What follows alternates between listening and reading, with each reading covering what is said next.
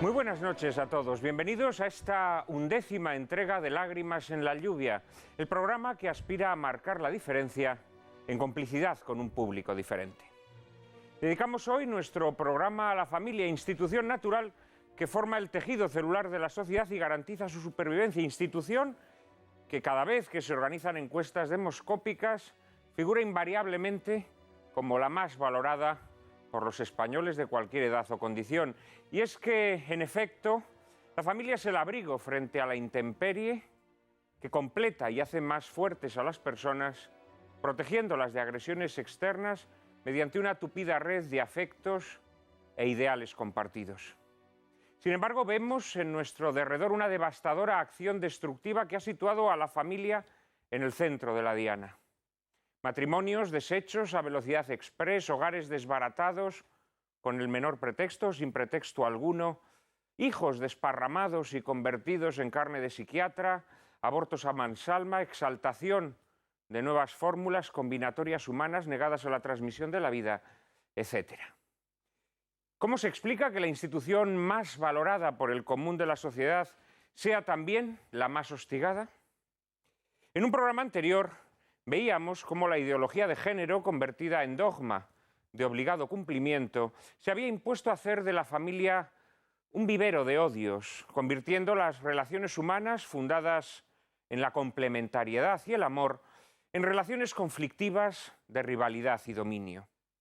Y para facilitar esta tarea, había favorecido la redefinición del concepto de familia, que ahora se extiende a diferentes formas de unión, por quebradizas e inconsistentes que sean, fundadas en contratos, ya no en compromisos, acordados entre individuos. Contratos, por supuesto, rescindibles, como conviene a una nueva utopía de hedonismo que preconiza la consecución de la felicidad a través de la exaltación del deseo personal. En esta labor de hostigamiento a la familia no podemos olvidar tampoco la inversión de las jerarquías humanas que conlleva la priorización del trabajo como forma de realización personal. Hoy se habla mucho de conciliación entre vida laboral y familiar, pero para conciliar dos cosas de naturaleza distinta es preciso fijar primero una jerarquía de preferencias, estableciendo lo que es subalterno, por muy necesario que sea, y lo que es primordial. Una vida que prioriza el trabajo sobre la familia nada puede conciliar, porque cuando a lo que es subalterno, por muy necesario que sea, se le concede el rango de primordial, lo que es primordial acaba siendo subalterno. Y sobre esta subversión desnaturalizadora, nada bueno ni vivo se puede construir, como ocurre siempre que lo que es de naturaleza inferior se encumbra a una naturaleza superior. La protección de la familia debería constituir la enseña de cualquier gobierno que anhele el beneficio de la sociedad a la que sirve. Podría afirmarse, sin temor a incurrir en la hipérbole, que los gastos y cuidados que un gobierno destina a la preservación y defensa de la institución familiar son inversamente proporcionales a los que engruesan esa partida difusa de los asuntos sociales. Una protección esmerada de la familia reduciría todos esos quebrantos del sistema educativo que tanto preocupan siquiera de boquilla a nuestros políticos y que tan sañudamente sufren nuestros maestros y profesores. Si los chavales llegan a las aulas sin desbravar, es en buena medida porque han crecido en familias desvertebradas, adelgazadas hasta la inanición, convertidas en campos de agramante en los que ya resulta imposible transmitir las nociones básicas que rigen la vida en sociedad, los fundamentos mínimos que garantizan nuestro crecimiento como personas. Y la proliferación de desarreglos psíquicos entre la población actual no tendrá mucho que ver con la anulación de ese cobijo que la familia nos proporciona frente a las intemperies de la vida. ¿Por qué nadie se atreve a formular con claridad el vínculo que existe entre muchas de las recientes patologías sociales y la sistemática demolición de la familia? Los perseguidores de esta milenaria y grandiosa creación suelen tildarla de represiva, tiránica y castradora, confundiendo la familia con sus malformaciones, lo que es tanto como confundir el agua con los venenos que la contaminan. Y amparándose en esta subversión de las categorías, han logrado caracterizar a quienes defendemos la familia como cavernarios amantes de las cadenas. Y claro que amamos las cadenas. Amamos las cadenas vivientes que aseguran los lazos de afecto. Amamos las cadenas humanas que unen a unas generaciones con otras. Amamos las cadenas de almas que aseguran la transmisión de un acervo moral y cultural. Y amamos esas cadenas que es tanto como amar la vida, porque entendemos que su ruptura nos convierte en carne de ingeniería social, en átomos perdidos a quienes ya no guían los compromisos, sino la exaltación de intereses y deseos personales, a quienes la conciencia de desarraigo y desvalimiento termina convirtiendo en esclavos alienados en manos del Leviatán.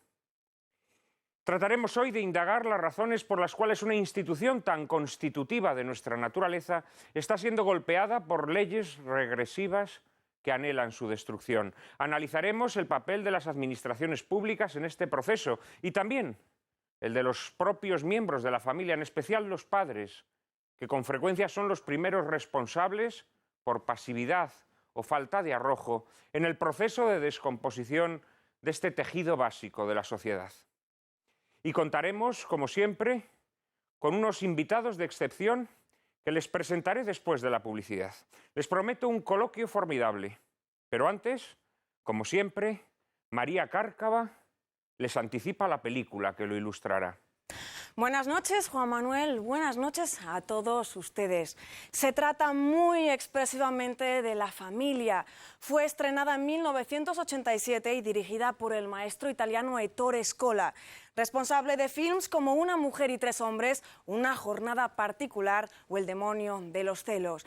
Del guión se encarga el propio Scola en colaboración con Ruggero Macari y Furio Scarpelli. Mención especial a de tener la cuidadísima fotografía de esta cinta, de la que se encargó magistralmente el argentino Ricardo Aronovich. Y no es menor la labor de Armando Trovaioli, responsable de las adecuadísimas melodías que ven crecer y cambiar a los protagonistas de la historia durante 80 años. Dicen de Ettore Scola que es un pintor de la nostalgia, de la soledad y también de la decadencia. En cierto modo, estos serán rasgos que veremos reflejados a continuación en La familia. Una obra caleidoscópica y coral que tiene como protagonista a Il Matore, como se conocía al gran actor italiano Vittorio Gassman. Gassman, versátil y magnético, interpreta a Carlo, hilo conductor del film desde su nacimiento hasta que se convierte en patriarca familiar. A Gassman le acompañan en el reparto la actriz francesa Fanny Ardant, recordada por su participación en películas de Truffaut y otros maestros de la Nouvelle Vague, en el papel de la concertista Adriana, que es la hermana bohemia y soltera de Beatriz, la esposa de Carlo, interpretada en su madurez por Stefania Sandrelli. También cuentan con pequeños papeles actores de la entidad de Sergio Castellitto y Philippe Noiret. En La familia, Scola refleja las pequeñas frustraciones y alegrías de una familia burguesa italiana que ve cómo los cambios sociales externos van poco a poco alterando su mundo doméstico y las relaciones que entre sus distintos miembros se entablan. A medio camino entre la comedia melancólica y el drama no exento de amargura, La familia de Ettore Scola deja en el espectador un regusto, yo diría que agridulce, que es en definitiva el mismo regusto que tiene la propia vida. Que ustedes la disfruten.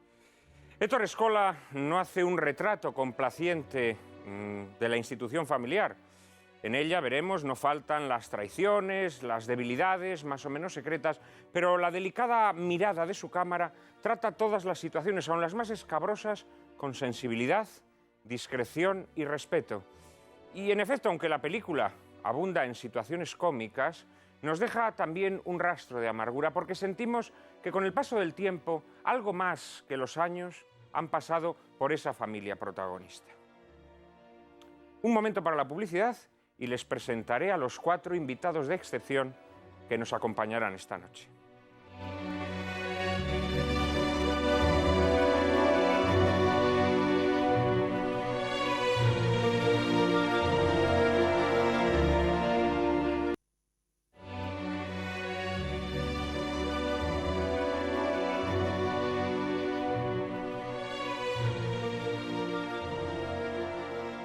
Cuatro invitados, como cada noche y como cada noche excepcionales, que paso inmediatamente a presentarles. Tenemos con nosotros esta noche a Eduardo Hertzfelder, presidente del Instituto de Política Familiar, institución internacional fundada en España en el año 2000, donde está su sede central y con oficinas propias en Francia, Noruega, Hungría, Suiza, Argentina, Colombia y México, así como en Nueva York, donde dispone de estatus consultivo especial ante Naciones Unidas, y en Bruselas, donde está presente en el Intergrupo Familia e Infancia del Parlamento Europeo.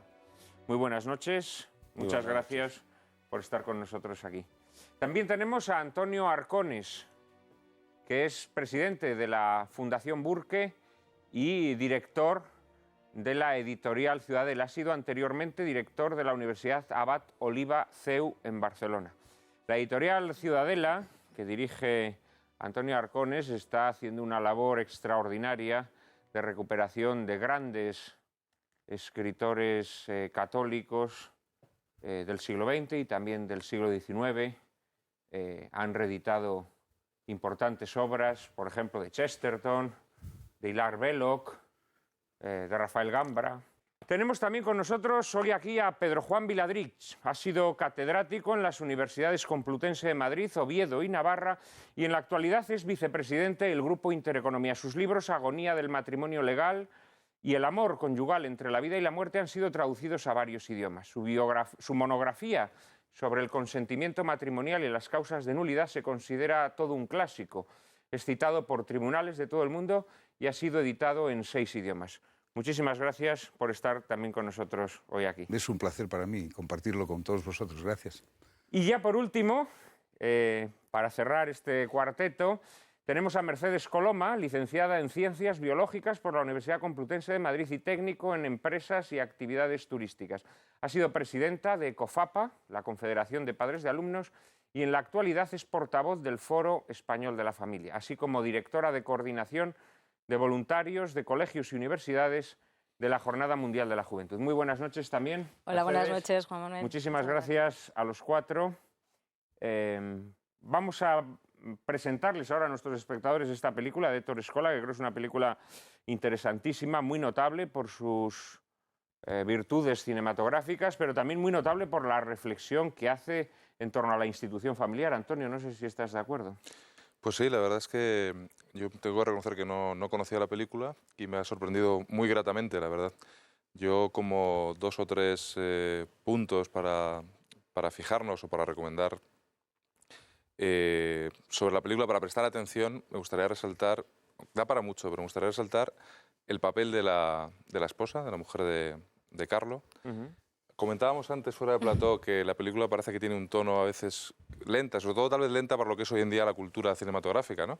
Pero yo creo que aparte de que estéticamente a mí me resulta muy llamativo, incluso es una lentitud buscada, ¿no? Es una lentitud para ayudar a transmitir, yo creo, una parte importante que tiene la película, y ese sentido de la continuidad, del tiempo, del acogimiento en un mismo espacio, en un mismo ámbito de relaciones. Y si cabe una última cosa, y es, me ha sorprendido mucho yo creo que se puede ver en la película, la distancia con la que permanentemente mantiene el director respecto a lo que pasa, ¿no? Respecto a lo que sucede. La película no deja de hablar del drama de la vida, ¿no? De todas las vidas. Y consigue hacerlo, como decías antes en la introducción, con una sensibilidad, un cuidado, manteniendo la distancia justa para mostrarnos esos dramas, ¿no? Pero a la vez como admitiendo que en última instancia es imposible penetrar más en esa realidad familiar, que hay algo que siempre es inaccesible desde fuera, que hay una frase de Chesterton, una de sus paradojas, a mí siempre me ha parecido genial, y decía, una de las paradojas de la familia es que es más grande por dentro que por fuera. Una de las paradojas del hogar es que es más grande por dentro que por fuera. Y en esta película yo creo que el director también hasta mantiene ese respeto de saber que hay un punto a partir del cual no se puede mostrar más, ¿no? Efectivamente. Hablabas de la lentitud. Yo creo que esta película, en realidad las buenas películas no son lentas ni rápidas. Cada película necesita su ritmo, su respiración. Exacto. Yo creo que esta es una película que tiene una respiración especial, que es la de una película que quiere contemplar el paso del tiempo, ¿no? Y cómo el paso del tiempo deja sus muescas en una familia a lo largo de 80 años.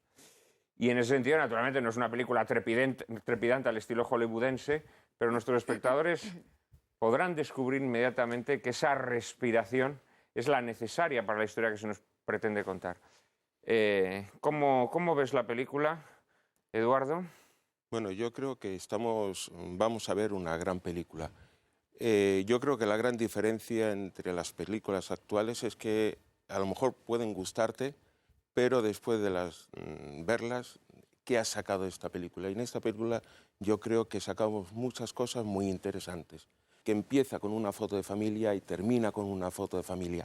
A pesar de todos los avatares, a pesar del tiempo, la esencia de la familia permanece. Juan Pedro, ¿te ha gustado la película? Tú que eres gran cinéfilo. A mí me ha encantado la película, me encanta el cine, pero esta película especialmente. Yo diría 3 cosas para abrir boca, si me permitís. Abramos boca. La primera es que creo que nuestros telespectadores, que tienen edades muy diferentes, se sentirán conmovidos por cosas muy diferentes de esta película. La película es una película capicúa. Empieza con una fotografía y termina con otra fotografía.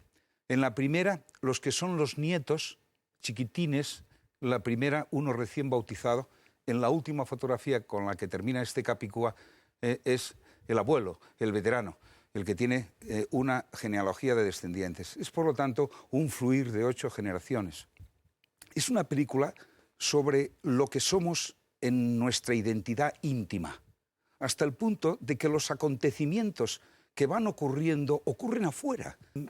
En definitiva, lo que aquí se plantea en este fluir del tiempo es qué parte de nosotros, a la pregunta ¿quién soy?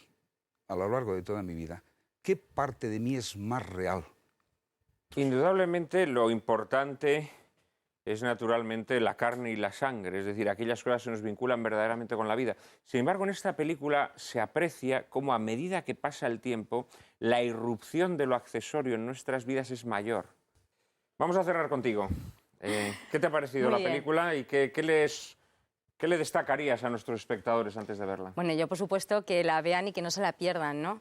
Y a mí me gusta destacar el papel de la mujer en esta familia. O sea, realmente es muy importante la mujer de Carlo y es muy importante también vemos esas tías solteras y también es verdad que es una gran familia. O sea, es bueno, y no olvides a la cuñada, ¿eh? también no la trates cuñada de escamotear este personaje, que es quizá el más conflictivo, pero de gran importancia. La cuñada es verdad que también tiene sus cosas. Pero es verdad que la familia es la familia es realmente donde se te quiere por lo que eres, no por lo que tienes. Y bueno, yo creo que ahí se ve claramente, ¿no?, la esencia de lo que es familia. Lo importante es que nuestros espectadores la vean y que no se la pierdan, claro. Pues a esa invitación me sumo. No se pierdan La familia de Ettore Scola. Disfruten de este gran exponente del cine europeo y nos vemos a la vuelta de la película.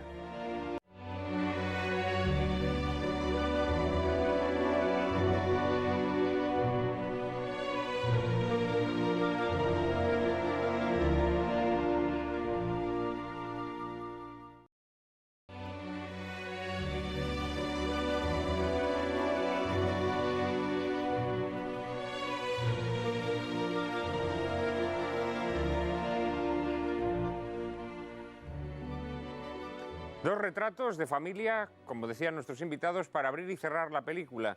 Pero si el retrato del principio mostraba una unión estrecha entre los miembros de la familia, en el retrato del final vemos como muchos de esos miembros ya ni siquiera se conocen. Y una impresión similar nos dejan esos paseos de la cámara por el pasillo de la casa, que al principio eran testigos del bullicio y el ajetreo, y luego ya solo reflejan el vacío de las separaciones y la distancia.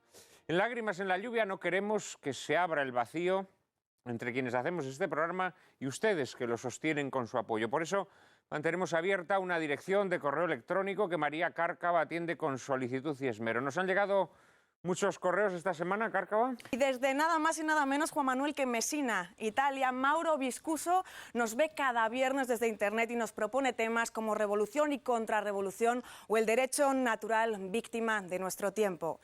Desde Sevilla, José Carlos Laguna nos dice: no bajéis la guardia porque la gran mole zafia, adocenante, destructiva y alienante, intentará por todos los medios, que son muchos, haceros callar. Y también nos recomienda que proyectemos el film Un hombre para la eternidad, dirigida por Fred Zinnemann. También nos sugieren que hablemos, Juan Manuel, de banqueros y empresarios y que nos apoyemos para el debate en la película Siempre Eva, del director Ty Garnett. ¿Que quieren enviarnos sugerencias y opiniones? Pues ya se lo saben. Escríbanos un correo electrónico a la siguiente dirección: lágrimas@intereconomía.tv. Repetimos, lágrimas@intereconomía.tv. Y ahí, en esa dirección, siempre van a ser atendidos, se lo podemos asegurar.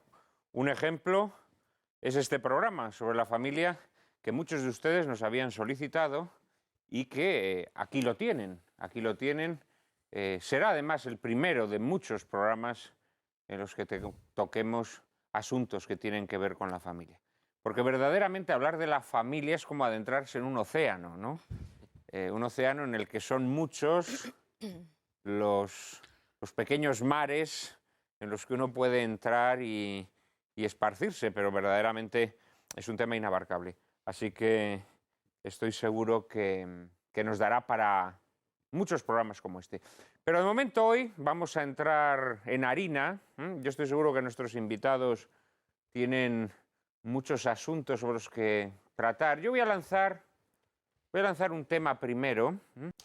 Y aquí habría que preguntar que qué fue antes, si el huevo o la gallina. Es decir, ¿vosotros pensáis que las leyes, toda esta panoplia legal que se está desplegando, que está de alguna manera pues reformateando el concepto de familia o intentando reformatear el concepto de familia o intentando transformarlo en otra cosa distinta? ¿Creéis que todo este aparato legal es el responsable de esta crisis en la que parece que vive la familia? ¿O por el contrario pensáis que es un producto de la sociedad de nuestro tiempo? Este tema me parece interesante.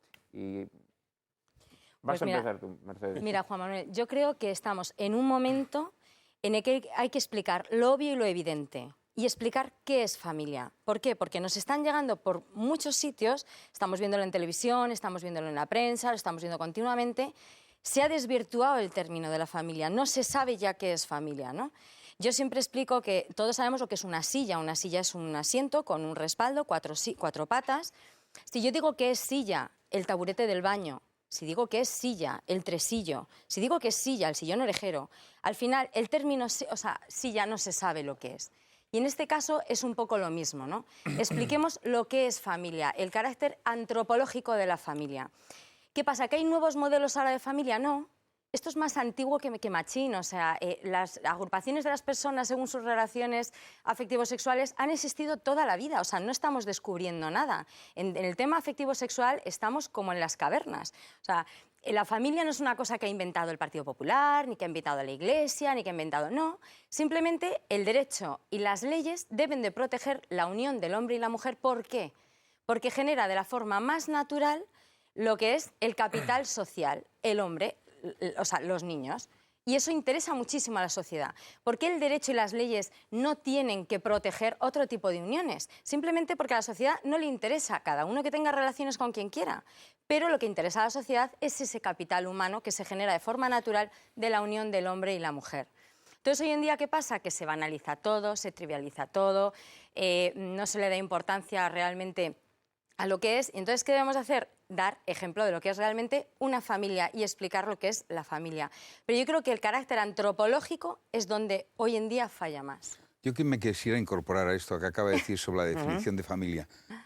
Quisiera que los televidentes se preguntasen conmigo lo siguiente.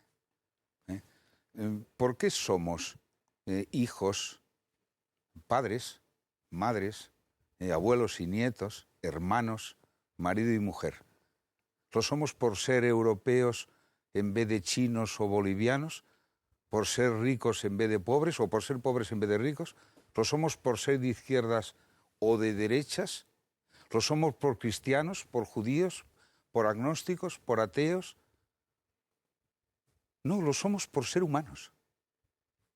Y luego además... perdona, sí. Es que en esta condición, la condición de ser humano, hay el enorme poder de comunicar la carne y la sangre propia en la conyugalidad y en la consanguinidad. De manera que generamos un primer vínculo de copertenencia de coidentidad, que no tiene nada que ver con el poder político, ni con los poderes culturales, ni los poderes ideológicos, y que constituye una primera comunidad donde somos de la misma carne y sangre. Claro, eso es muy fuerte. Es una soberanía propia, la primera que hay. Y por eso molesta tanto a los poderes ideológicos con vocación totalitaria, porque no están dispuestos a compartir un poder natural. Bueno, la familia evidentemente es un ámbito de protección precisamente frente a todo tipo de injerencia, ¿no? Yo enlazando con esto, en honor a la verdad, yo no pretendía entrar en esta discusión porque creo que lo que es familia todos lo sabemos, ¿no? Y de hecho quienes proponen otras modalidades de familia, en realidad lo que tratan es, bueno, pues tratan como de obtener cobertura, ¿no? Cobertura a falsificaciones o remedos o no sé cómo llamarlo, bajo ese apelativo de familia, ¿no? De tal manera que a la familia la motejan, a la familia verdadera, digámoslo así, la motejan con el nombre de familia tradicional, que es una redundancia, ¿no? Es como si decimos la gallina ovípara. Oiga usted, todas las gallinas son ovíparas. Precisamente el elemento constitutivo de la familia es la tradición. El elemento constitutivo de la familia es que hay una entrega de afectos, hay una entrega de conocimientos, hay una entrega de una visión de la vida y hay una entrega de vida. Hay una entrega de vida. Es decir, en el momento en el que no hay transmisión de vida, no hay familia. Esto, pero yo creo que aquí, esto es evidente. Es decir, yo creo que el discutir si la familia tiene vigencia actualmente o la familia va a tener futuro, bueno, pues mientras el hombre sea hombre, la mujer sea mujer, va a haber un hombre que quiere mujer, quiere iniciar un proyecto de vida en común y por lo tanto van a estar abiertos a la transmisión de la vida, se va a asegurar la sociedad y por lo tanto va a haber familia. Yo creo que el problema fundamental es que sí hay un proyecto para destruir la familia. Sí hay ¿Crees gente, que sí lo hay? Absolutamente. Sí. Que estamos asistiendo a un proyecto total en España en los últimos años de destrucción. ¿Crees que esto es un fenómeno estrictamente español o crees que es un fenómeno occidental? Es un fenómeno internacional. Lo que pasa es que España, el señor Zapatero, está liderando ese proyecto porque España tiene un poder fundamental de puente entre Europa e Hispanoamérica. Las mismas leyes que se están haciendo en España se están reproduciendo en Argentina, en Chile, en Colombia, en México, etcétera. ¿Por qué? Porque España es la madre patria del mundo hispanoamericano y por lo tanto tiene un valor, tiene un espejo que se reproduce. Y entonces estamos viviendo, ¿este proyecto es solamente de estos 6 años? No. Lo que pasa es que en estos 6 años se ha acelerado. Se han dado cuenta de que ya estaba el caldo cultivo, que culturalmente se había impregnado una serie de cuestiones, leyes que habían ido en los últimos años y por lo tanto era necesario ya dar ese último paso. Pero estamos inmersos en pleno proyecto de destrucción de la familia de gente que quiere hacer una sociedad distinta a la que conocemos. Antonio. Eduardo, sí, yo no soy sospechoso y suscribo básicamente todo lo que dices en cuanto a ese aceleramiento, a ese proceso legal. En el fondo, al final de conseguir un hombre, o sea, una persona más aislada, ¿no? Un individuo más débil y al final más sometido, yo creo, a mentalidades dominantes y sobre todo al papel preponderante del Estado, ¿no? Bajo una apariencia de libertad absoluta consigues un individuo desvinculado, y esto es lo que... Y aquí me vuelvo a la película radicalmente, ¿no? Es que... La película, en el fondo, es un canto a la vinculación. Al final, es verdad que... Y las soluciones legales, insisto, las suscribo y veo la importancia y son muy virulentas, además, en estos momentos, ¿no? Pero hay un tema que es el signo de los tiempos también, de una cultura que nos ha tocado vivir, que no es de 4 años, ni de 6, ni de 10, ni de 20, que es un creciente individualismo a la hora de concebir tu vida. Al final... la gran pregunta siempre es la misma, ¿no? Y es ¿qué haces con tu vida? Y la película le plantea a algunos de los protagonistas muchas veces esta cuestión, ¿no? Y al final la vida, de hecho la gran disquisición del protagonista o de Carlo es ¿he hecho bien quedándome o me tenía que haber ido? Esa tentación que puede estar en unos de una forma, en otros de otra, de salir de esos vínculos objetivos que es la familia, de ese entregar mi vida a algo que, bueno, que has elegido, pero que después es parte de ti de una forma tan objetiva y tan indiscutible, que no puedes abandonarlo sin hacer una cierta traición, ¿no? El contrapunto es ese personaje tremendo, y no me extraña que te llamara la atención, que es Adriana. Pero Carlos, cuando tú dices vinculación, hay que entender los vínculos íntimos, porque pueden, si no, interpretarse en términos de cadena, de algo que te encierra. Bueno, es que... no. Bueno, la cadena en latín, como sabes, se dice es así, vínculo, vínculo es cadena. Sí, pero la palabra vínculo en la tradición de la que yo formo parte como especialista significa más cosas. Naturalmente, naturalmente. Sí. Es decir, no pero a veces hay que encadenarse a aquellas cosas en las que crees. Ojo. Porque ojo. te dan Vamos a ver, fortaleza. es que lo que hay siempre que en la vida tomas decisiones de entrega, cuando tienes un hijo y lo asumes y lo aceptas, lo que significa ponerte al servicio de su vida de manera incondicional. No porque sea rico o pobre, o porque ser simpático o te saque buenas notas, sino porque es tu hijo. Y lo mismo con un esposo o con un marido y con un hermano, etcétera, etcétera. Los lazos de incondicionalidad y solidaridad biográfica que se generan en la familia son abnegaciones.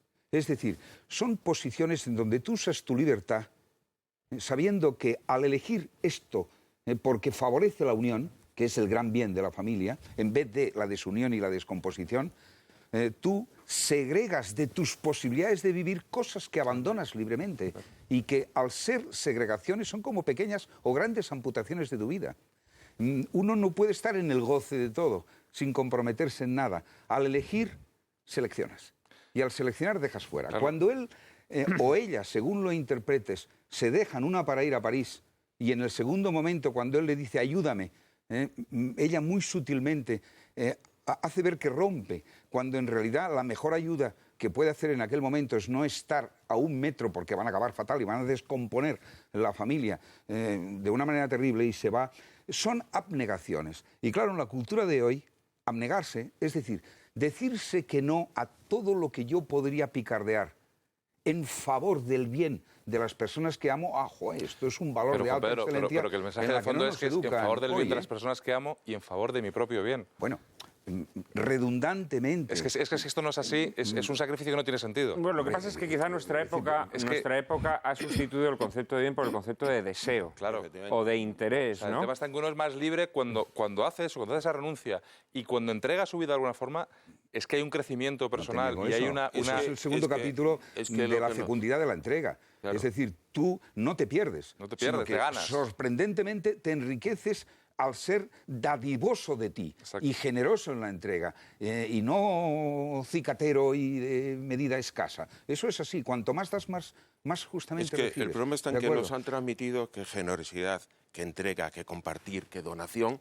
son cargas y que lo que interesa es la satisfacción personal, el egoísmo, la sexualidad para ti. Y que lo único que te va a suponer son insatisfacciones, que la verdadera libertad está en gozar de ti mismo, en la desvinculación. Exactamente. Y eso es importante. ¿Por qué? Porque a partir de ese momento la familia representa la carcasa que oprime el desarrollo personal y por lo tanto hay que liberarse de la institución familiar. Por lo tanto emerge el individuo solamente y por lo tanto estamos en ese estado totalitario porque ya solamente está el individuo, aquí, no hay familia. Y en la película plantean, ¿me permitís? Aquí en la película plantean el tema del adulterio, primero, digámoslo así, platónico, y luego consumado o semiconsumado en esa noche que pasan juntos el protagonista y su cuñada en esas vacaciones que él tiene que interrumpir. Bien, según la mentalidad contemporánea, ese es un hombre que ha sido castrado por la represión familiar que le impide entregarse a la felicidad verdadera, que sería romper con su mujer, con sus hijos y marcharse con la cuñada a París, ¿no? Esta es la mentalidad contemporánea. Es decir, desde la mentalidad contemporánea, Carlo pues nos parece un tipo aplastado por la ferocidad de esa institución. Esa es la grandeza de la película, ¿no? Bueno, evidentemente lo que nos muestra esta película es que este hombre efectivamente se siente toda su vida atraído por esa mujer. Sin embargo, niega esa atracción, bueno, por conseguir un bien mayor, ¿no? Al final se entrega algo más grande. En esa aparición de nuevo de la tentación, que es cuando aparece ella, por un lado, ella se muestra como vacía, es decir, al final ella que eligió no vincularse. Siempre toda la película trata todo un poco simbólicamente, ¿no? Pero ella, que es la que eligió no vincularse y dice, yo no te puedo ayudar, yo no puedo amar a nadie, yo no estoy en ningún sitio de alguna forma, y viene con uno, pero que en el fondo tampoco le quiere, y que al final...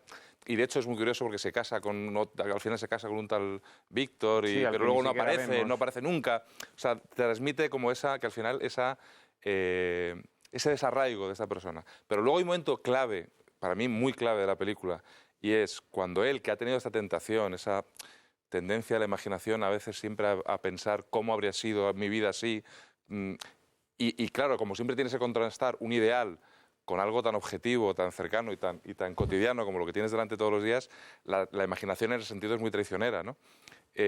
Sin embargo, incluso él que ha tenido esa tentación permanentemente, hay un momento clave en la película que es cuando su hija está justificando por qué va a separarse de su marido. No, yo quiero estudiar y quiero tal, y por qué voy a renunciar. Y la mujer está intentando convencerla, a discutir con ella, y llega él y le dice, sí, hombre, sí, al final, pues tienes razón, ¿cómo vas a renunciar a tu vida? ¿Cómo vas a renunciar a tus deseos? Y le da un tortazo. Esto es clave, esto es clave.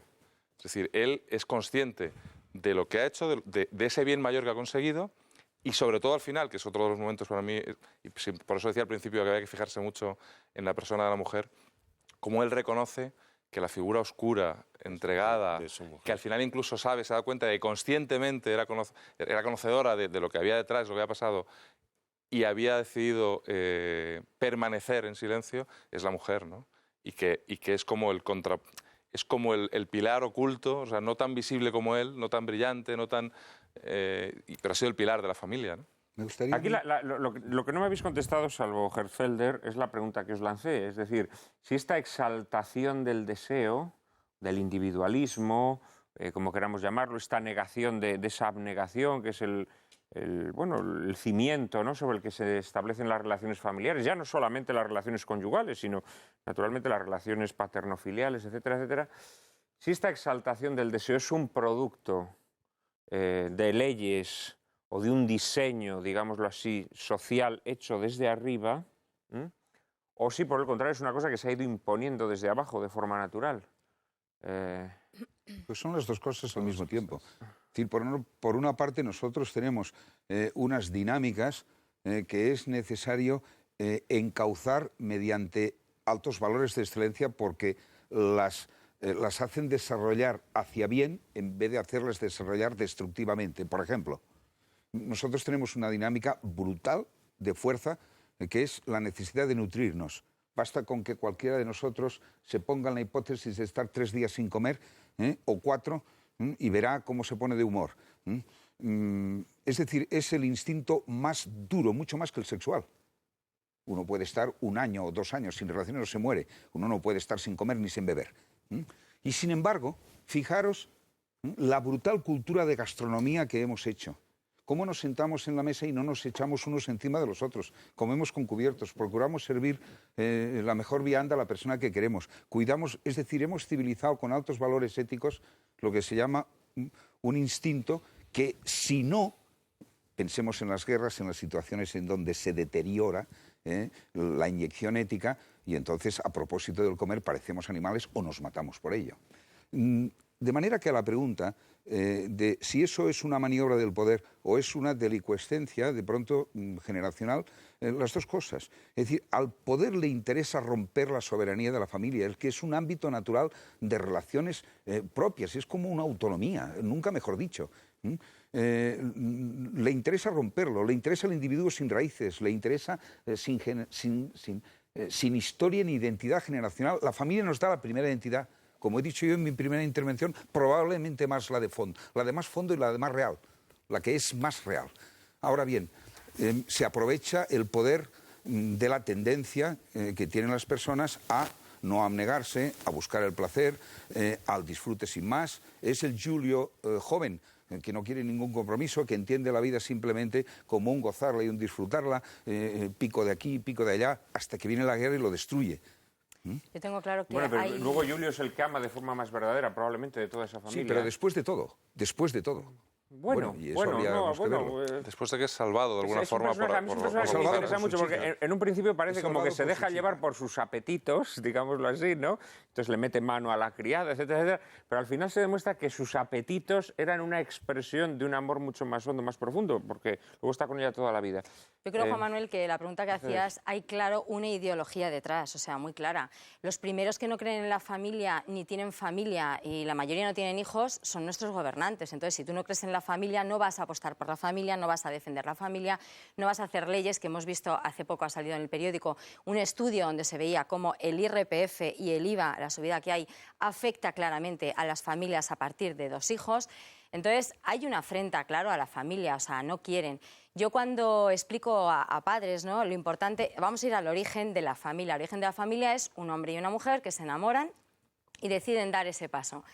Ese paso es la primera elección libre que tú haces, porque realmente nuestros padres no los hemos elegido nosotros, ni siquiera elegimos nuestros hermanos ni nuestros hijos. Pero ese hombre o esa mujer que nosotros elegimos para compartir es una elección libre, con lo cual eso es muy importante.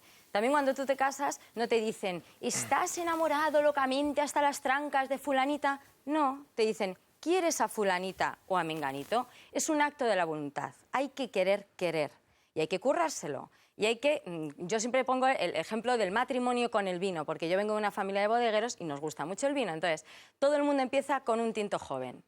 Según va pasando el año, va siendo un crianza. Y lo que hay que llegar a ser es un gran reserva. O sea, esos vinos, y eso es lo difícil, y eso es lo que cuesta. Hoy en día lo más fácil es romper, se te cae un jarrón, se me rompe, me voy a IKEA y me compro otro. Vamos a recomponer esas piezas, vamos a unirlo, vamos a sacarlo adelante. Pero claro, es un acto de la voluntad, es algo que cuesta mucho. Y hoy en día estamos en una sociedad, como decías tú, muy individualista, donde todos son derechos, no hay deberes, pero si lo estamos viendo con nuestros propios hijos. Yo tengo derecho a tal, no me hagas no sé qué, que voy a ir a demandarte porque no sé qué. Todos son derechos, derechos, derechos. ¿Y dónde están los deberes? ¿Y dónde está, no? Mira, me vais a permitir, porque Viladrica ha introducido un tema interesante. Claro, estamos tan acostumbrados a las formas degeneradas del poder político que consideramos que el poder político es el enemigo natural de la familia. Esto es falso, esto es falso. Familia y comunidad política tienen el mismo origen. La comunidad política, de hecho, se instituye... Sí, si nosotros nos remontamos a los comienzos de la organización humana, la familia... No, es que la familia y la comunidad política es lo mismo. Sí, es lo mismo. Es decir, las tribus, los clanes... son organizaciones humanas y son organizaciones políticas. O sea, tienen un origen común. Y de hecho, la comunidad política se establece para proteger la organización humana, la familia, a través de la garantía y la preservación de las normas religiosas, que son las que fundan tanto la familia como la comunidad política. El problema es cuando la comunidad política o el poder se revuelve contra esos frenos que establece la religión. No solo se revuelve, sino que potencia la revuelta popular frente a esos frenos. Y entonces es, sí, cuando el poder político se convierte en el enemigo de la familia. ¿Por qué? Porque niega esos frenos morales o religiosos que eran los que protegían a la familia. Pero esto es un producto del liberalismo. Manuel, pero... Hasta ese momento, en las sociedades, en las monarquías cristianas, por ejemplo, el poder político no estaba contra la familia.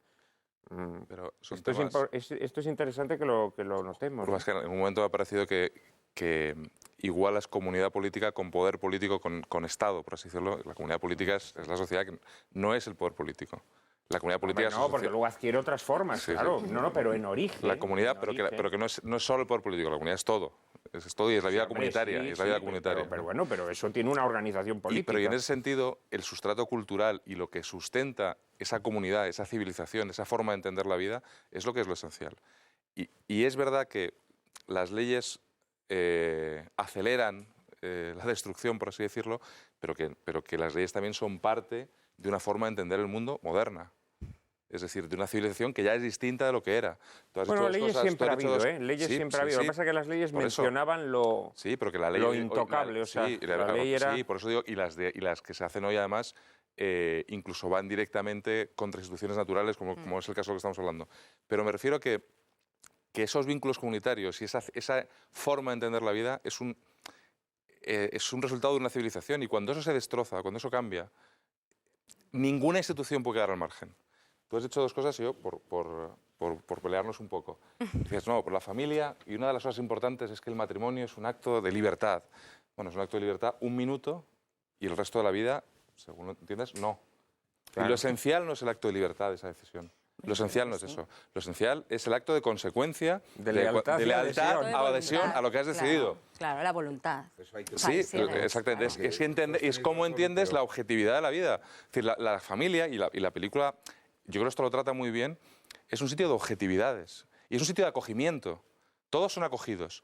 Y son acogidos... Una cuestión que hay que aclarar cuanto antes, que es el famoso asunto del pasillo y el famoso asunto de la familia en singular. Vamos a ver, el pasillo es un elemento cinematográfico genial, como continuidad vertebral de las 8 generaciones. Pero ojo, la familia naturalmente se rompe con el matrimonio nuevo de cada generación, claro, que genera a su vez su propia familia. Mi esposa es más íntima que mi hermano y que mi padre. En toda nuestra tradición, el cónyuge, que es uno que no es de mi carne y sangre, no es mi familia, se incorpora por un acto de libertad y de compromiso voluntario a una relación de intimidad preferente. Y de ahí arranca una relación de intimidad amorosa, que luego veremos cómo la conservamos, la crecemos y la restauramos de sus defectos y de sus heridas, y de ahí arranca el principio de procreación y, por lo tanto, un principio de consanguinidad de nuevo.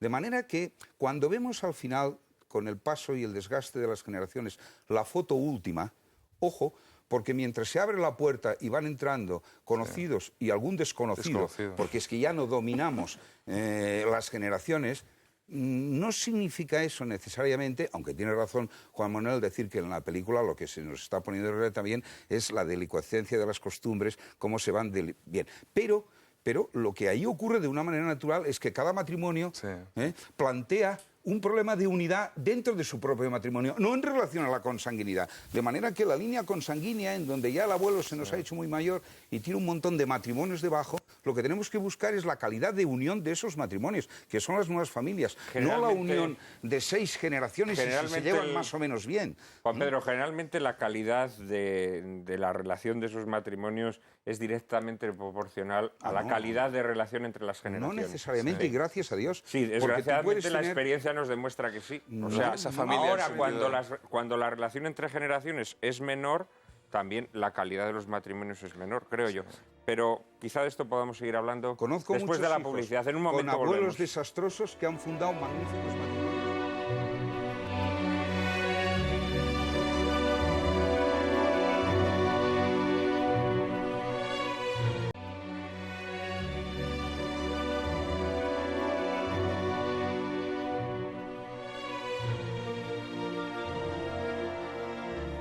Bueno, hemos hablado mucho en nuestro anterior bloque de esta exaltación del deseo como ingrediente desequilibrante de la familia o destructivo de la familia, apoyada naturalmente por leyes que contribuyen a todavía una mayor exaltación. Y naturalmente tenemos que hablar de rupturas matrimoniales, que es una de las grandes plagas o pandemias de nuestro tiempo. María Cárcava nos introduce, como siempre, en el asunto. Las uniones matrimoniales han dejado de fundarse en la entrega recíproca de los cónyuges para hacerlo en eso que llaman realización personal, que no es otra cosa sino la satisfacción del propio deseo y sus impulsos. La realización del deseo es el presunto bien al que tienen que supeditarse todos los demás. Un bien que se sobrepone sobre todo compromiso personal o formal, sobre toda tradición y norma. A este absolutismo del deseo personal se suma una radicalización de la tolerancia que impone una ruptura entre sexualidad y matrimonio, sexualidad y procreación e incluso entre sexualidad y amor. Inevitablemente, las rupturas matrimoniales aumentan de forma espectacular. Al entenderse la relación personal como satisfacción de los propios deseos como único criterio, se rechaza en consecuencia todo vínculo fuerte, toda obligación y esfuerzo de trascender a uno mismo asumiendo responsabilidades.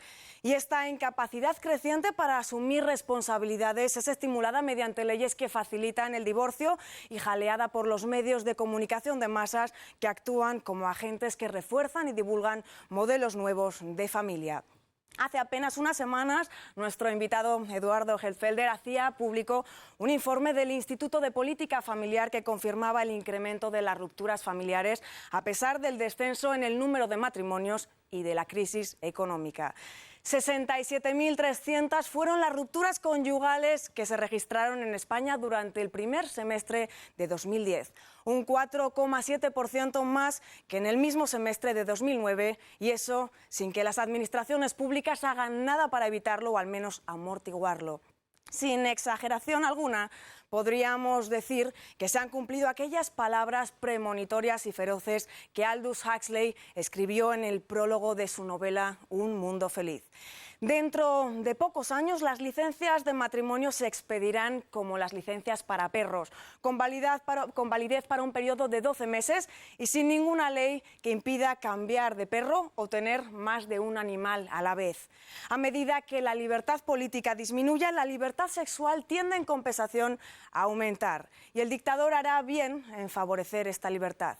En colaboración con la libertad de soñar despiertos bajo la influencia de narcóticos, cine y radio, la libertad sexual ayudará a reconciliar a sus súbditos con la servidumbre que es su destino.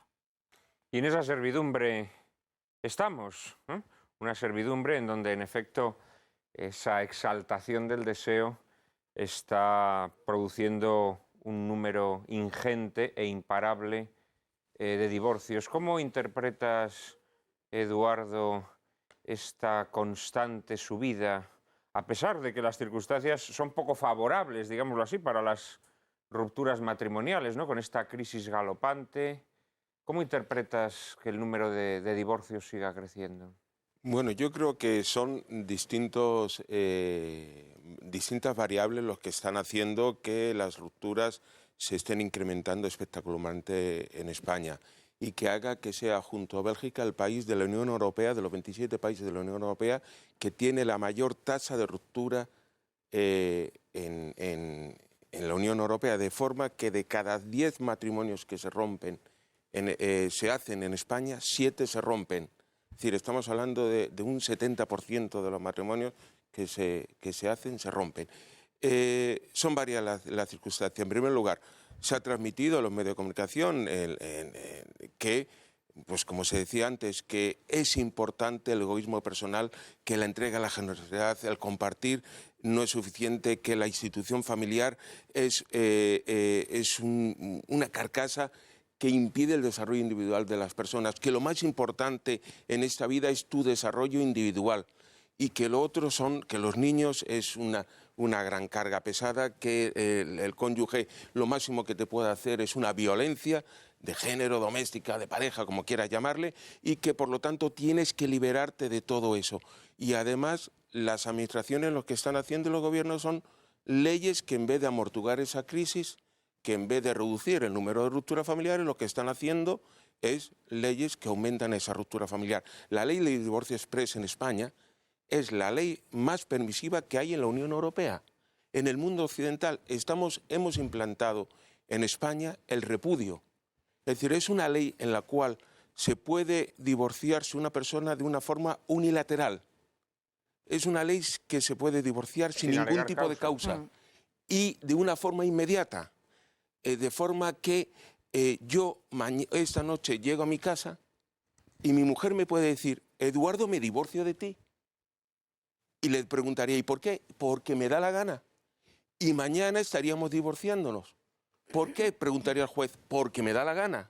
Y no habría ninguna forma. Y es más fácil en este momento romper, como se ha dicho tantas veces, un matrimonio que constituirlo, que romper el vínculo con una telefonía móvil. Por lo tanto, cuando por una parte se transmite culturalmente que lo importante es el individuo y no las interrelaciones de la familia. Como por otra parte se nos impregnan leyes que lo que hacen es potenciar, que por otra parte la familia es la institución en España que menos está ayudada, incluso está abandonada e ignorada. Somos el país de la Unión Europea que menos ha ayudado a la familia.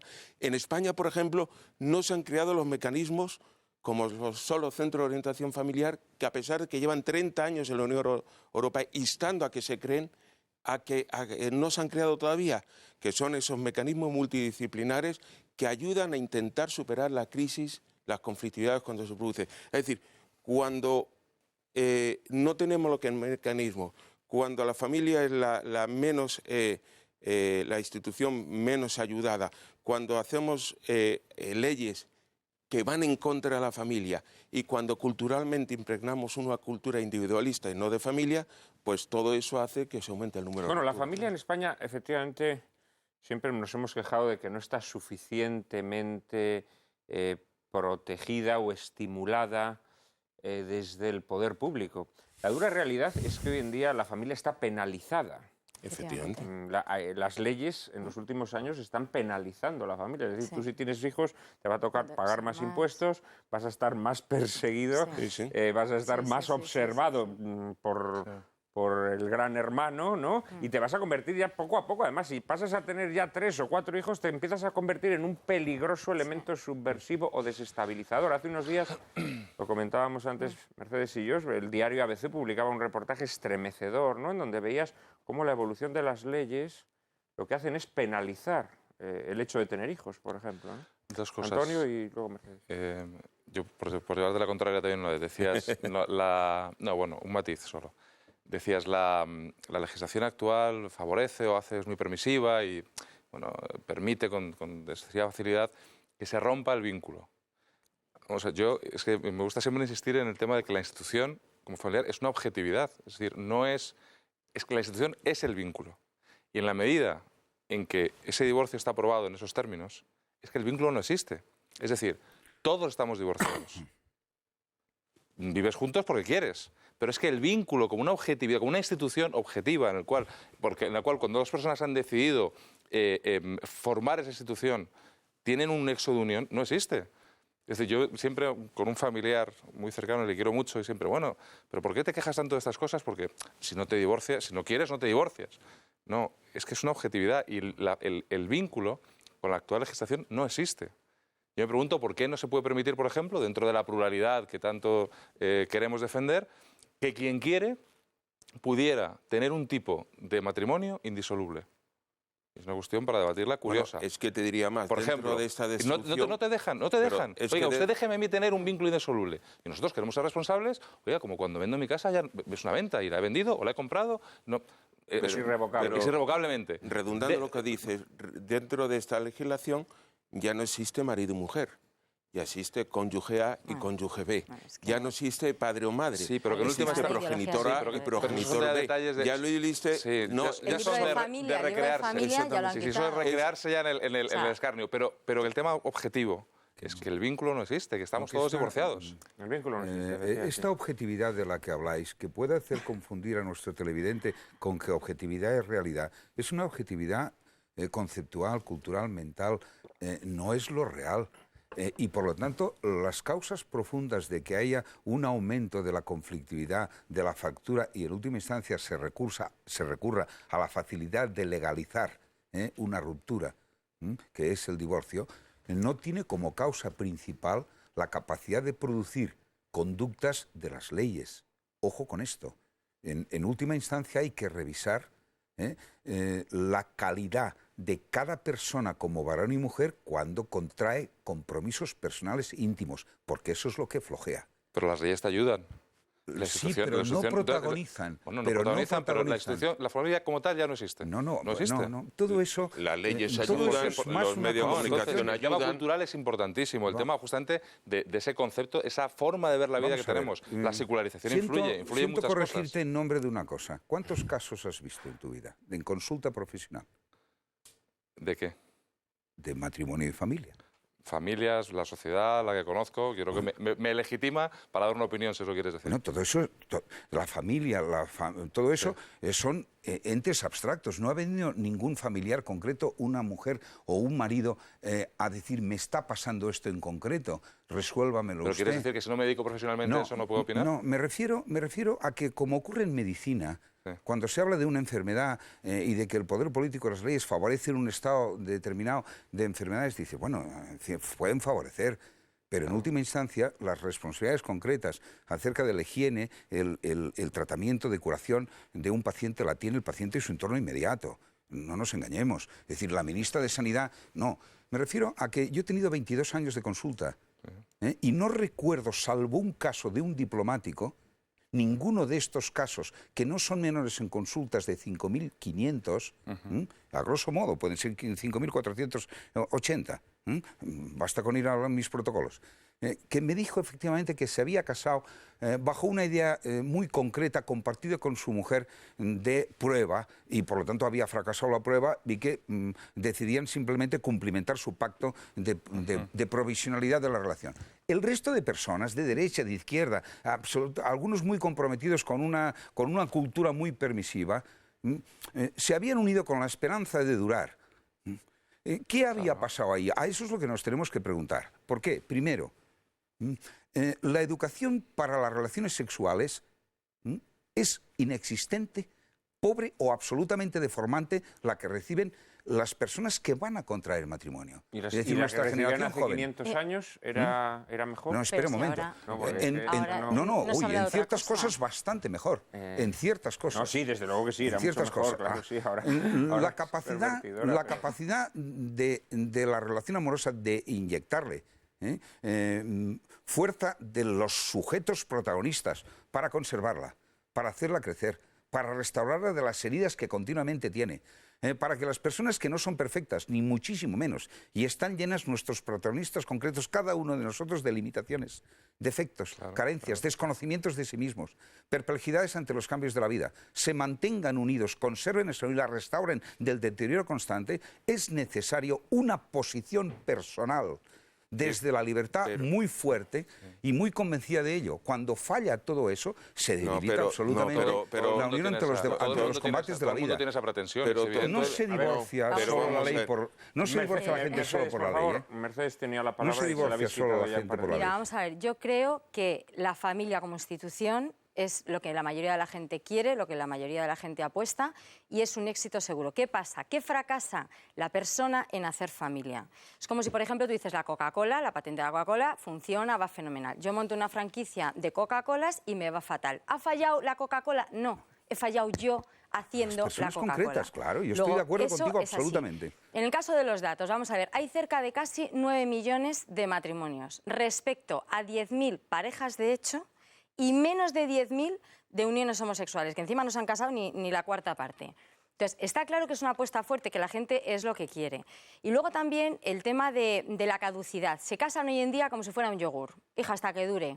Vamos a ver, el enamoramiento, gracias a Dios, dura una parte de la vida, pero no estás todo el día que viene, no viene, me ha llamado, no me ha llamado, qué estrés, que... No, el amor va siendo maduro, pues como os decía, como el vino, empieza siendo un tinto joven, pasa a ser un crianza y luego llega a ser un gran reserva. Entonces, en el caso del amor, igual. Por eso a la gente, cuando se le acaba el enamoramiento, se acabó el amor. Es que el amor no se acaba. El amor, como he dicho, es un acto de la voluntad que hay que currárselo todos los días, trabajárselo. Porque yo, por ejemplo, el amor por mis hijos, aunque a las 4 de la mañana me llore el pequeño y me tenga que levantar, no me sale un amor de madre, ¡ay, qué este hijo es que me lo comía! Es que lo tiraría por la ventana a las 4 de la mañana. En cambio, el amor por mis hijos me sale, el amor por mis padres me sale, el amor por mis hermanos. Pero el amor por mi marido, que como tú decías, no es ni familia, ahora que hablamos de familia, yo me lo tengo que trabajar. O sea, yo es el amor que me tengo que currar, el de mi marido. Y claro, la gente se casa con esa mentalidad de la caducidad, de que se acaba el enamoramiento y se acaba el amor, Mercedes, y así nos va. Sí, pero vamos a ver, comparto lo esencial de lo que has dicho. Todo el mundo al final tiene una pretensión de que eso dure, tiene una pretensión de felicidad en ese paso. Pero no necesariamente poner los medios ni las transformaciones personales que hay que hacer para que dure. Pero que, sí, por supuesto, pero que ahí hay... Ni las transformaciones personales que hay que hacer para que dure. Pero no podemos desconectarla del ambiente cultural, social pero no y darle legal al en el que ambiente vivimos. el protagonismo y la responsabilidad. Aquí lo que ocurre es que el ambiente es malo y la gente es inocente. No es así, ¿eh? Porque si no, no se a ninguno de los dos. No, el ambiente no es el protagonista. Termina Antonio, Un ejemplo. termina Y el Antonio, sujeto es Juan Pedro, inocente, ¿eh? termina Antonio Mira, y luego hablas tú. No sé quién decía que el prejuicio es la sabiduría de la especie. Una sociedad donde, por ejemplo, que tu matrimonio sea un fracaso o no lo sea, es más, donde no se concibe que se puede llamar fracaso, es que esto es importante, es que puede ser hasta ofensivo. Cuando yo creo que cuando dos personas se casan tienen esa pretensión de continuidad, de permanencia. De éxito. Y la sociedad siempre, de alguna forma, ha juzgado, con ese prejuicio, que eso tenía que hacerse todo el esfuerzo del mundo por mantenerlo. Y de alguna forma incluso juzgaba clarísimamente a quien dejaba a su marido o a quien dejaba a su mujer de una forma frívola, irreflexiva, irresponsable. Hoy en día eso no pasa. Entonces, y eso es muy importante. Es decir, el hombre, y volvemos a hablar de la comunidad política, también es sostenido por la comunidad política y por la mentalidad dominante y por la cultura en la sociedad en la que vives. Cuando tú esos sostenes, no los tienes... Eres debilitado. Eres debilitado. Y por eso cuando la ley te ayuda, por así decirlo, en tu debilidad, lo que soy es menos ayudado por mi comunidad política, por mi legislación, por mi sociedad. Pero es que... Sí. Pero es que contribuyen yo a creo exaltar que mi debilidad. en esto no estoy de acuerdo con Viladric. O sea, Viladric ha hablado de la formación personal. Precisamente yo el drama por el que creo que está ocurriendo lo que está ocurriendo es porque hay un exceso de formación personal. No, vamos a ver. Es porque hay un exceso de Ojo con las formación palabras, José personal. Manuel. Es que nuestros abuelos o bisabuelos o tatarabuelos... Yo no he dicho lo que me pones en la boca. Sí, has dicho que Yo lo que he la dicho es que formación personal... el protagonista es la persona. Y para que su unión con la otra persona dure, es necesario posiciones de virtud, de abnegación, de gran sacrificio, de gran perseverancia y de gran enriquecimiento. Esas posiciones Pedro, eran heredadas de forma y de natural. personas singulares. Pero que cuando- atribuir y la ahora- culpa del fracaso pero- al entorno cultural... No, pero vamos a ver, No es cierto. cuando los medios de comunicación te dicen que ante una conflictividad y una crisis la mejor opción Sí. es la ruptura y por lo tanto rehaz tu vida y no te des una segunda oportunidad, cuando tu familia extensa te dice ya es hora, Sí. cuando en los Déjalo. colegios te dicen esto, cuando las leyes encima te lo ponen en bandeja, ¿qué es lo que hacen las personas? Y encima no te dan los mecanismos de ayuda, cuando tienes esa conflictividad, Lo ha dicho esa Arcones. crisis, lo que haces es romper. Por lo tanto, las circunstancias exteriores menos lo favorece, por lo menos. Favorecen. están influyendo No, directamente. Favorecen u obstaculizan. No, pero también- además una cuestión. Si Pero no hay una responsabilidad influyesen, última, hay una si responsabilidad no última. influyesen Pero las directamente, personas siempre las que- leyes harían que, por ejemplo, en el caso de la ruptura familiar, no estarían subiendo vertiginosamente, se estarían estabilizando porque no estarían afectando. Sí, de hecho, Cuando las leyes están haciendo que esté subiendo, es que están influyendo. Somos además- más, Tenemos lo que demostramos cada día, tenemos que dejarlo un minuto para la publicidad. Enseguida volvemos. somos más que uno.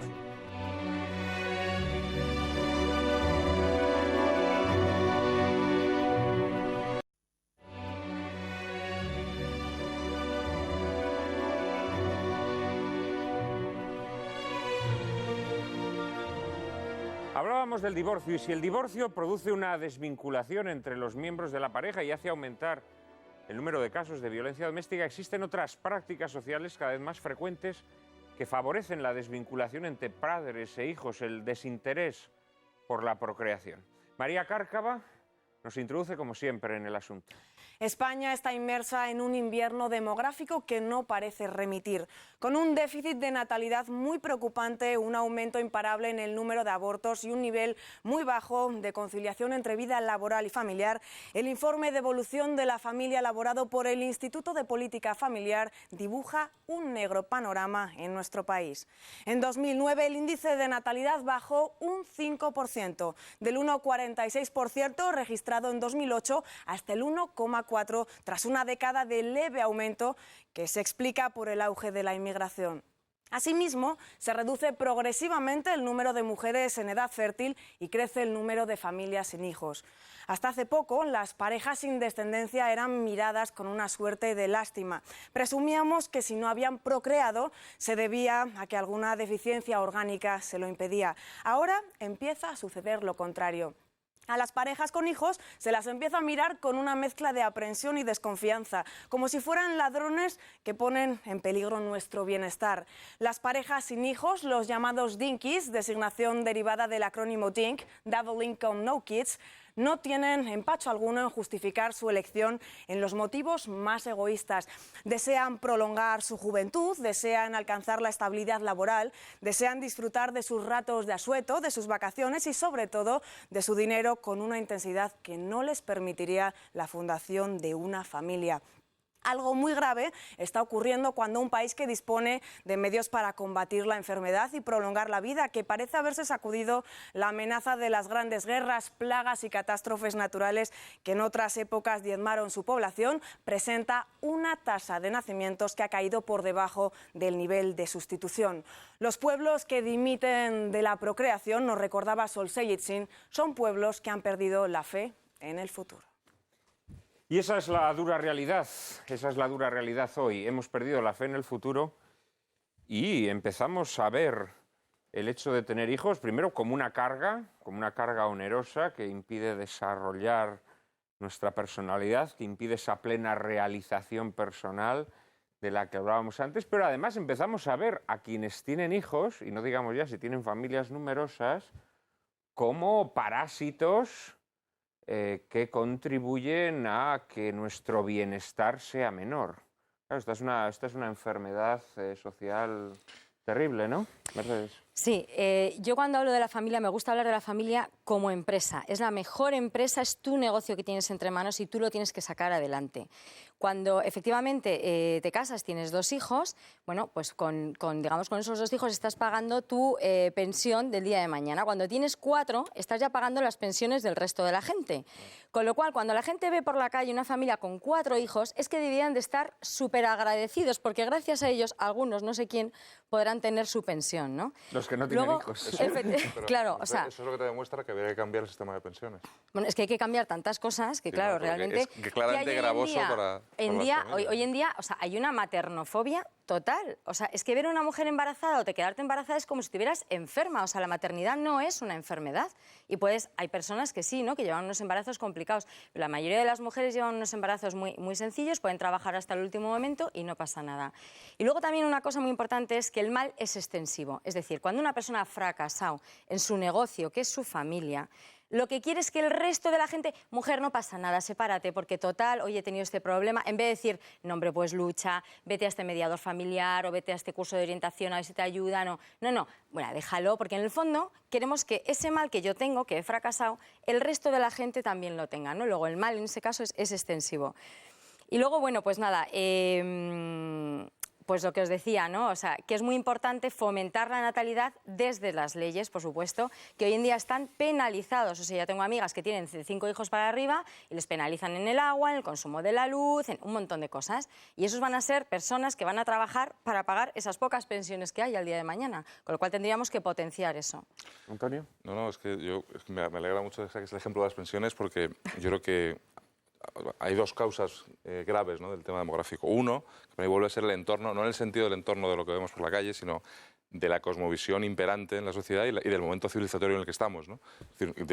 O descivilizatorio. Descivilizatorio, ¿no? Y de hecho, al final, la consecuencia final es que esto va a desaparecer porque esa es una civilización que se diluye, ¿no? Y la demografía es una consecuencia muy clara, ¿no?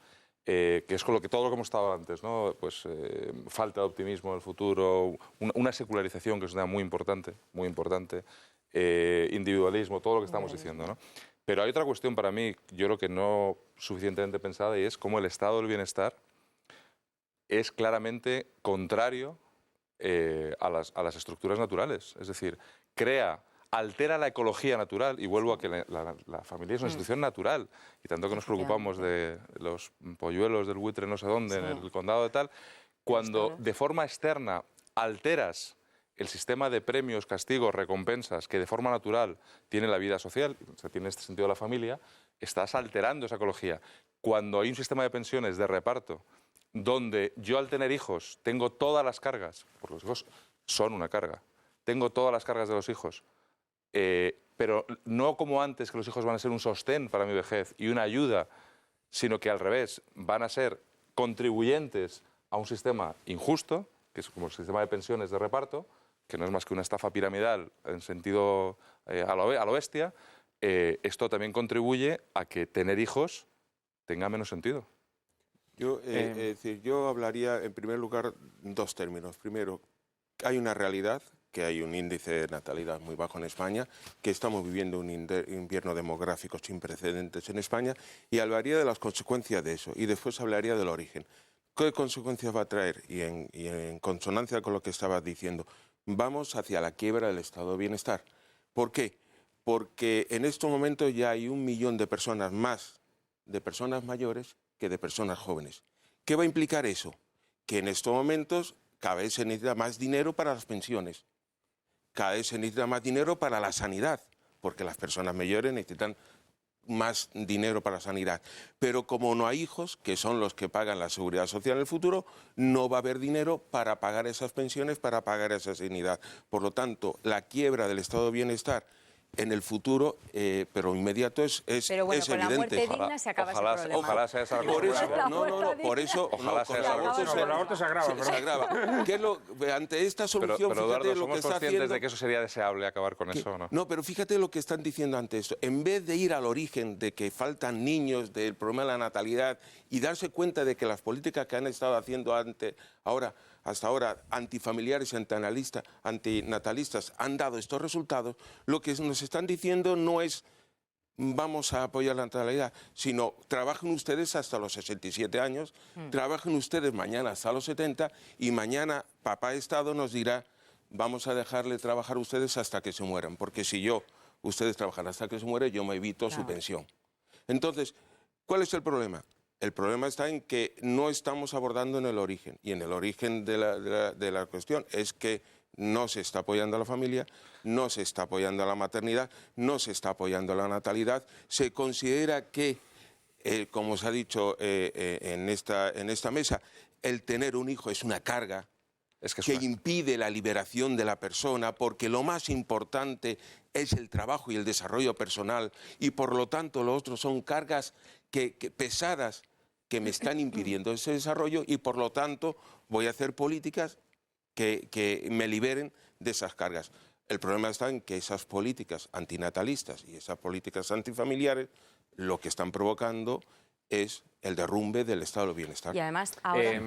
Vamos a ver, yo os doy la razón en todo, entre otras cosas para que lo que voy a decir no se pueda interpretar como una corrección, ni muchísimo menos una observación de todo lo que habéis dicho, que lo comparto y tal. Yo lo que quiero hablar es otra ventanita. A mí me parece que además, por Dios, la vida matrimonial y la vida familiar tiene como característica diferente de otros campos en donde vivimos, el que allí se juega nuestra desnudez íntima, lo que somos desnudos de todo, de ser ingeniero, de tener éxito, de ser taxista o fontanero, de ser... se juegan dimensiones de intimidad desnuda nuestra. Y por lo tanto, hay que hipotetizar que quizá ese desnudo queda herido y a veces letalmente como consecuencia de, y hago una lista de pequeñas cosas para vuestra consideración. 1. Lo que yo hago en casa no le interesa a nadie. No me escucha a mi marido. Encima me pega 4 gritos y tiene un mal carácter horroroso. Llega un momento en que pierdo la esperanza de que yo pueda vivir, tenga sentido en mi vida y sea feliz con este hombre. Es decir, esos problemas de incomunicación por desconocimiento del otro, por no dejarle hablar, por no escucharle, porque su vida no forma parte de la mía, por abroncarla, por mal carácter. Los malos caracteres, las destrucciones de personalidad que vienen como consecuencia del alcoholismo y la drogadicción. Porque alcoholismo y drogadicción son 2 plagas de nuestra sociedad de las que no habla nadie, pero no es un problema político, es un problema concreto, singular y personal de mucha gente singular y concreta que llega a su casa con un cambio de carácter brutal como consecuencia de haber ingerido o de necesitar ingerir. Y lo paga su entorno, y su entorno tiene un momento que es sobrevivir. Y para sobrevivir necesita quitarse de encima esa persona que continuamente les amarga. Sigo. La interferencia de generaciones anteriores en la vida de sus hijos.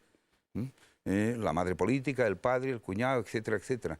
A veces en situaciones de apertura, de convivencia, en donde la falta de respeto o de cuidado, las prepotencias, los mandos, los chantajes sentimentales hacen a una o a ambas partes muy difícil o sin sentido el proseguir juntos. Podemos seguir. Es decir, hay la soberbia, la imposición, la manipulación o ostensible o sutil, en cuya virtud una de las partes es constantemente constreñida a ser lo que el otro necesita, el esclavo o la esclava de sus carencias y necesidades, el adorador sistemático, el sibuana. Es decir, limitaciones, defectos, vicios de las personas minan muchísimo la expectativa de conservación, la esperanza de que esta relación tiene sentido en mi vida. Y son la causa muy concreta, aparte de la política, la cultura, el medio ambiente, las leyes, la prensa, de que en concreto, esta pareja en concreto rompa. Ya, pero yo creo que el temperamento soberbio de una persona o irascible o la suegra meticona... es una constante en la historia. Una constante en la historia. Lleva ocurriendo desde que el mundo es mundo. Claro, que eso influye, claro. O sea, sí, influye, pero es un elemento fijo, no es un elemento variable, digamos. Antes más porque vivían en la misma casa. Ahora entonces, no has dicho nada que no lleve igual 500 años. No me imagino a las suegras. Y se les da sentido y corrección a estas enfermedades que tienen las relaciones amorosas y de intimidad para que no vayan a mayores y encuentren una transformación a mejor. Has mencionado cosas que sí son propias de esta época, por ejemplo la drogadicción, el grado elevadísimo de alcohol. Pero yo creo que estamos desenfocando el tema. Claro, estamos desenfocando el tema. Otra cosa que no habéis nombrado, viendo yo creo que no son causas distintivas, las limitaciones, no son causas distintivas de esta época para lo que es el efecto demográfico. A ver, Mercedes y luego Antonio, no hablemos todos a la vez. Cuando habláis de la familia anterior, no la tradicional, porque en eso sí respeto y además me parece con mucho criterio lo que ha dicho acerca del manejo del calificativo tradicional. Cuando hablamos de años pasados, estamos suponiendo a veces que las familias de años anteriores eran redondas, esféricas y perfectas. Eso no es así. Claro. Hoy ha mejorado la comunicación entre los esposos muchísimo. La comunicación con los hijos y las relaciones de confianza con los hijos han mejorado muchísimo, porque hay muy buenas familias. Lo que ocurre es que en el manejo de los elementos personales que hay que poner para conservar, hacer durar, restaurar las heridas que tiene el amor, hoy la gente se rinde muy fácilmente y además con los vicios de siempre, a los cuales de entrada muchas veces no se les considera defectos ni limitaciones ni algo malo, cuando son verdaderamente cánceres. La comunicación ha mejorado al menos en cantidad. Yo creo que nos comunicamos tanto que no nos entendemos nada con el ruido de fondo. Bueno, otra cosa que es muy importante, que hoy en día sí que destruye muchos matrimonios, es el tema del ordenador y Internet en los hombres. O sea, que es que hay un afán de ordenador, de que llego a casa, me pongo con el ordenador y eso es brutal. ¿Las mujeres no? ¿Las mujeres no? Mira, se da menos. Pero yo sí que conozco en el caso de los hombres, ¿Por qué no tocamos el tema de la fidelidad a propósito un momentito, del ordenador otra cosa también de que lo decías tú. ¿Por qué pasa esto? Pues porque la gente se casa y se cree que ha sacado la oposición a notarías. Y se olvida y se abandona.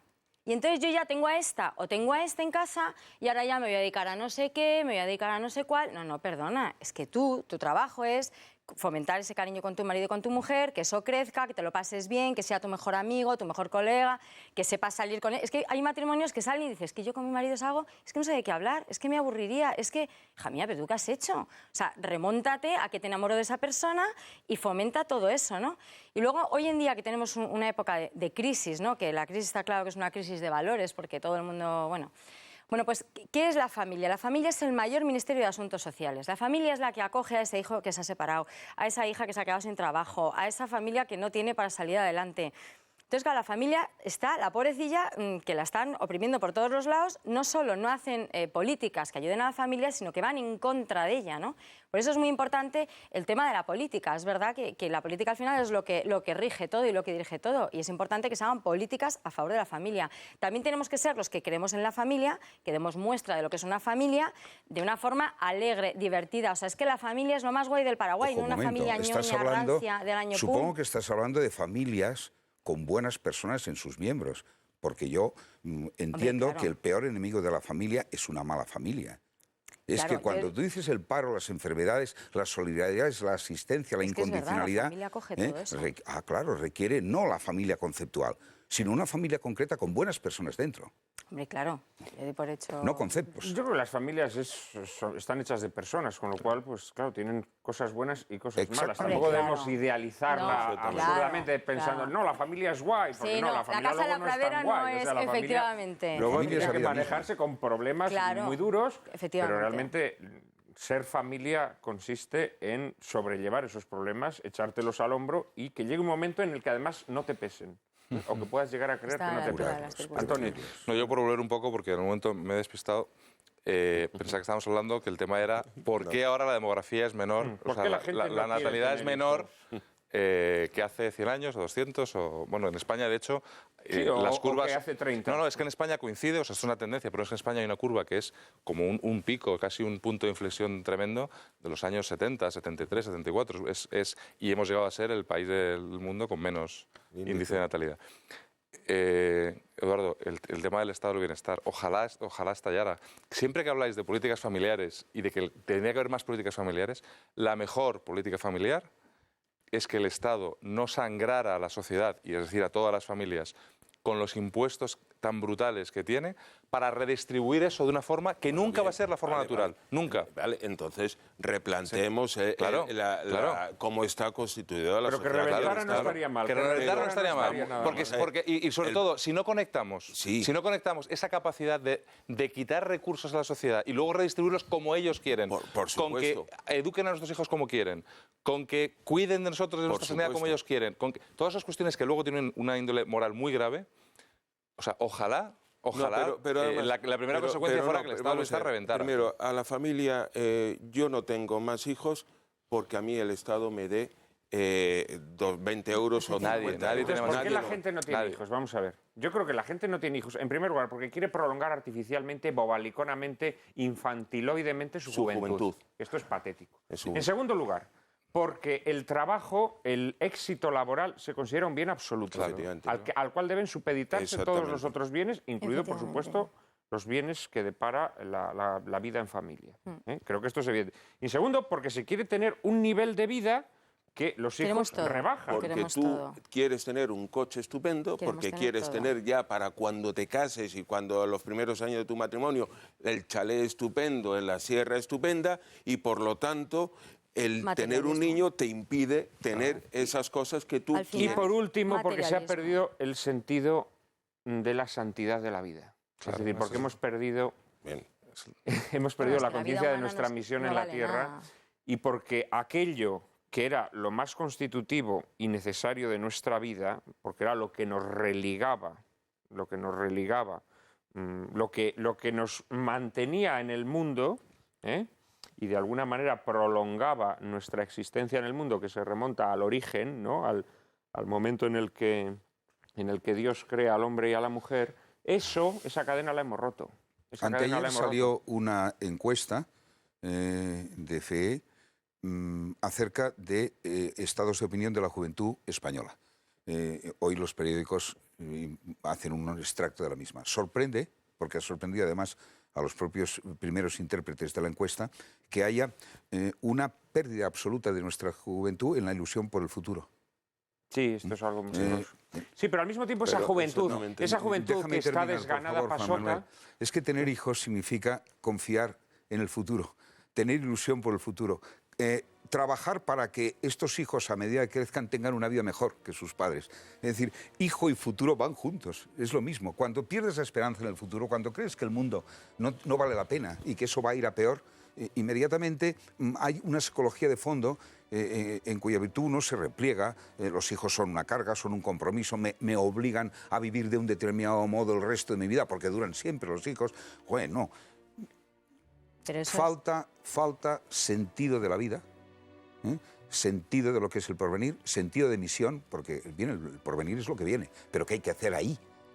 Eso se ha perdido, y en ese vacío, la juventud, que es en principio la generación que tiene que tener hijos, no está llamada personalmente a ello. Por eso no sorprenderá, tú lo sabes perfectamente, que en Alemania, por ejemplo, hay las mayores ayudas o de las mayores que hay para natalidad, y sin embargo se le está decayendo el índice de natalidad en Europa. Europa está envejecidísima. Y dices, bueno, si damos dinero, ni siquiera dando dinero, aumenta la natalidad, es que quizá la gente no tiene hijos por dinero, sino que eso es algo favorable, por supuesto, solo faltaría. Pero en última instancia no es el motivo principal por el que dos dicen queremos tener hijos, quiero tener un hijo tuyo, yo quiero fundar una familia. Ya veremos cómo salimos, pero me hace ilusión. La razón de fondo, que no la hemos citado porque somos muy timoratos y porque tenemos siempre que hablar con los términos de la corrección política, es que cuando dejas de creer en el autor de la vida, dejas de dar vida. Esa es la dura realidad. Y el invierno demográfico de las sociedades occidentales tiene que ver con la secularización muchísimo. Con la muerte de Dios en nuestra vida. Esa es la dura realidad. En fin, lamento mucho tener que dejarlo aquí, porque creo que el tema daba para mucho más, pero también creo que Lágrimas en la lluvia dará para mucho más y que tendremos ocasión de seguir hablando sobre la familia. Muchas gracias de corazón a todos, a los cuatro, por vuestra presencia, por vuestras aportaciones, y en unos segundos le anticipamos el asunto de nuestro próximo programa.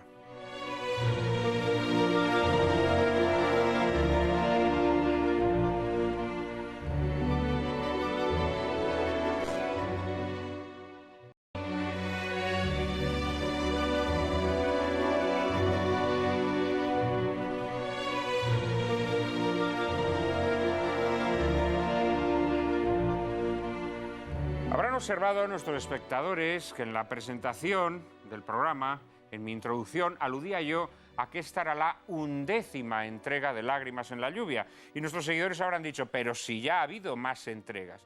En efecto, este programa fue grabado a comienzos de diciembre. Se iba a emitir el día en el que los controladores aéreos declararon la huelga que desbarató las vacaciones o el puente de la Inmaculada a muchos españoles. También desbarató la programación de Intereconomía y obligó a introducir un especial informativo que hizo que ese programa se quedara traspillado. Hoy lo hemos recuperado para todos ustedes y ya recuperamos también el orden habitual que ya les habíamos anunciado la semana anterior. Hablaremos el próximo viernes de la leyenda negra, ese cúmulo de falsedades, tergiversaciones, amputaciones históricas que han logrado que los españoles nos avergoncemos de nuestra propia historia. Ilustraremos el debate con una película que Juan Manuel yo creo que nos viene al pelo, que es Aguirre, La cólera de Dios, de 1972, dirigida por el alemán Werner Herzog y protagonizada por un histriónico Klaus Kinski. No se la pierdan, ya saben que a partir de ahora ya no podrán llorar lamentando que la televisión es un desierto de la inteligencia y el buen gusto. Ahora ya pueden refrescarse en el oasis que cada viernes les brinda Lágrimas en la lluvia. Todos los viernes a las 9:30 de la noche, aquí, en Intereconomía Televisión.